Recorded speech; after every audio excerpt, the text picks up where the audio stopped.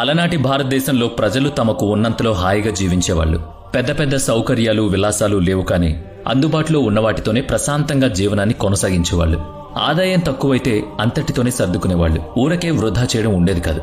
ప్రకృతిలో దొరికిన ప్రతి వస్తువును పూర్తి స్థాయిలో వినియోగించుకునేవాళ్లు. జనాభా మధ్య భయంకరమైన కొట్లాట్లు ఉండేవి కావు. అయిన వారితోనూ స్నేహితులతోనూ చిక్కనైన అనుబంధాలుండేవి. దూర ప్రాంతాల్లో ఉన్నప్పటికీ అవసరమంటూ ఏర్పడితే పని పూర్తయ్యేదాకా అండగా నిలబడి కార్యం సానుకూలం పడేదాకా తామున్నామంటూ ధైర్యం చెప్పేవాళ్లు. 1980ల నాటికి దేశంలో నలుపు తెలుపుల టీవీ ప్రవేశించింది. ఊరు మొత్తానికి మహా అయితే ఓ 2-3 ఇళ్లలోనే ఆ బ్లాక్ అండ్ వైట్ టీవీలుండేవి. అయినా సరే వీధి వీధంతా రామాయణం ధారావాహిక చూడ్డానికి ఆ ఇంటి ముందు వాలిపోయేవారు. దీపాల వేళ ఇంటికి అతిథులొస్తే ఖాళీ కడుపుతో పంపించేవాళ్లు కాదు. ఆకలిగొన్న వాళ్లకి పట్టెడన్నం పెట్టగలిగిన వాళ్లు అదే పెట్టేవాళ్లు. కలిగినళ్లలో అయితే అంతకు తగ్గట్టుగా మర్యాదలు జరిగేవి. ప్రజల్లో పరస్పరం ఆదరణ ఆప్యాయతలు అలా ఉండేవి. నేటి పరిస్థితులు నాటి కాలానికంటే చాలా భిన్నంగా ఉన్నాయి. ఏ కాలంలోనైనా పిండి కొద్దీ రొట్టె అన్నది నిజం.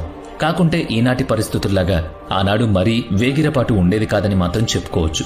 అందుకే పాత జ్ఞాపకాల్ని తాజాగా తలుచుకుంటూ మాటలు కలబోసుకుంటూ ఉంటే ఏదో తెలియని ఉద్వేగం, ఆపై ఎంతో ఉత్సాహం కలుగుతుంది.